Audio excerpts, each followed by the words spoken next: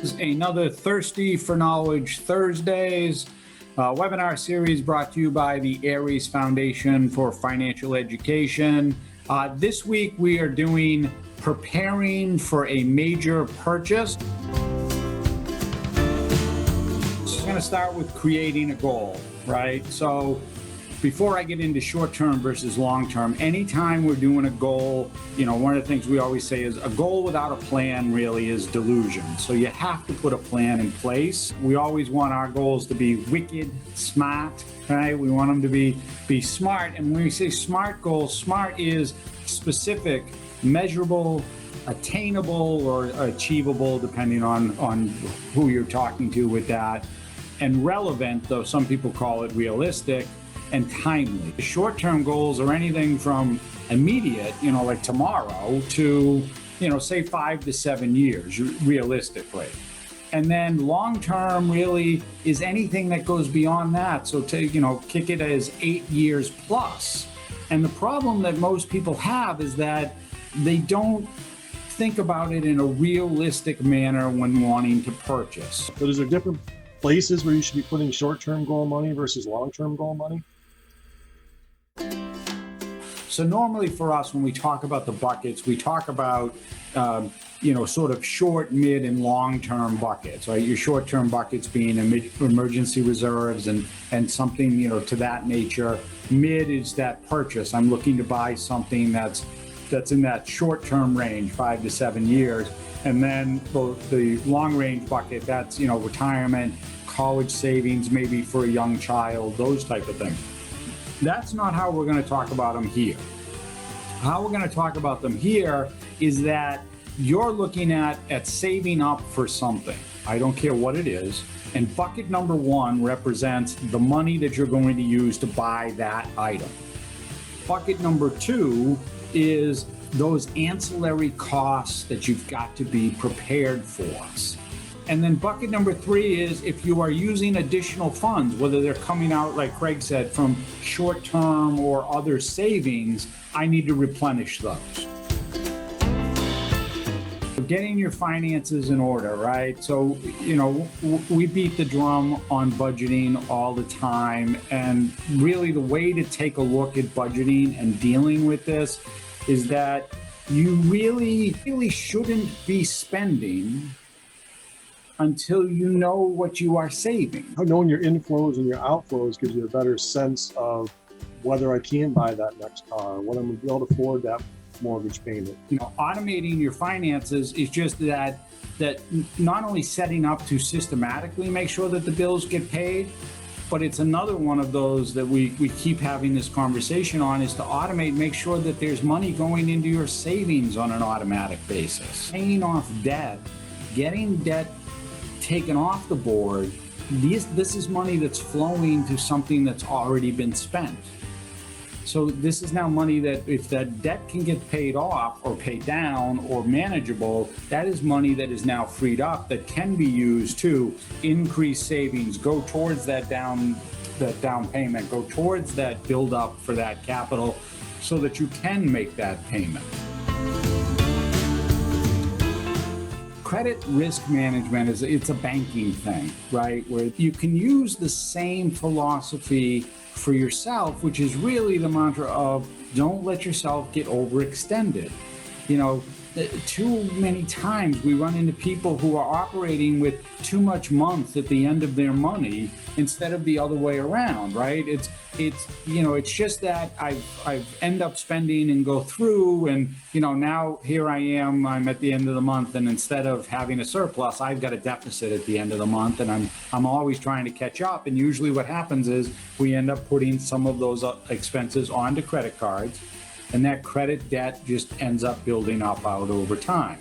Debt settlement is more of in my mind, it's more of that extreme or drastic measure. This is saying I'm way over my head and I am never going to be able to pay this off. And so I've got to find a way to restructure and deal with a company who's going to help me, reassess and get this debt down into a manageable number that I can then pay off going forward from there. well, why does the credit score matter? Well, the credit score is really based on what the interest and the credit worthiness of you, and whether or not somebody's going to actually engage with and give you a mortgage, let you take out a loan on an auto, anything like that. That's where your credit score comes in.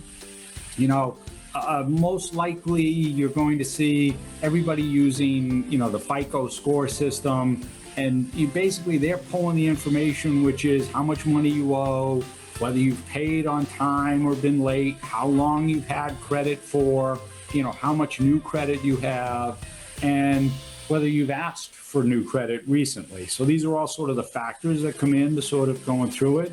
But it goes a long way in determining whether or not you're going to qualify, but also what kind of an interest you're going to get, which is what we're calling good debt versus bad debt, right? So, good debt, let's call good debt, anything that is low interest, that is actually going to increase your net worth.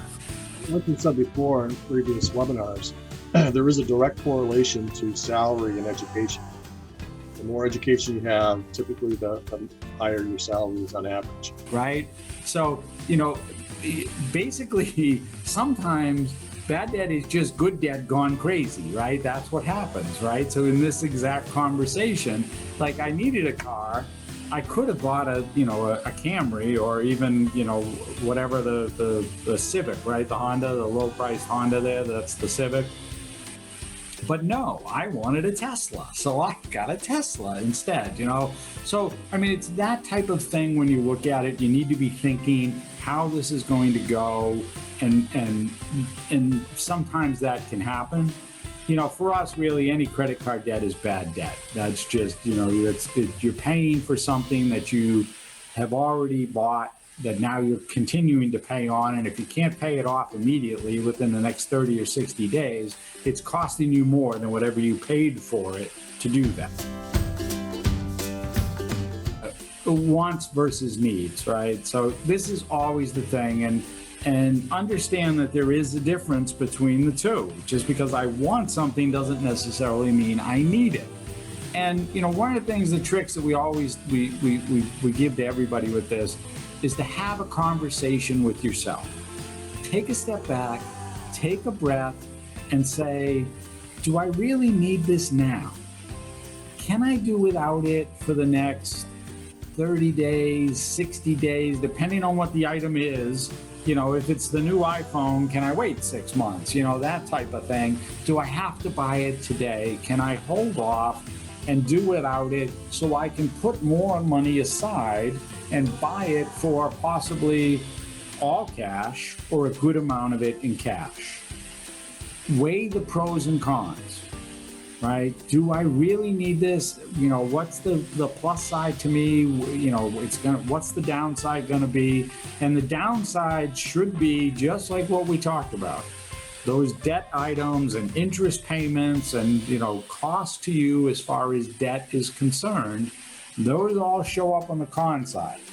The pros are, it makes me feel good, I'm glad I have it, and I'm enjoying it, depending on what it is. Maybe you need a car for work, you have to upgrade. The clunker's dead, so you got to get a car. Okay, but then this comes into the conversation, like Craig said, I don't need a Lamborghini to get me, down the street. I can get, a Civic will do that for me. And you got to weigh that off between the two. Have questions? Ask us. We can help with that. You can email Craig at crichardson@aresfoundation.org, or you can visit the website to learn more about what we do and how we might be able to help you. www.aresfoundation.org. Want to see more of this recording? Go to www.aresfoundation.org/events.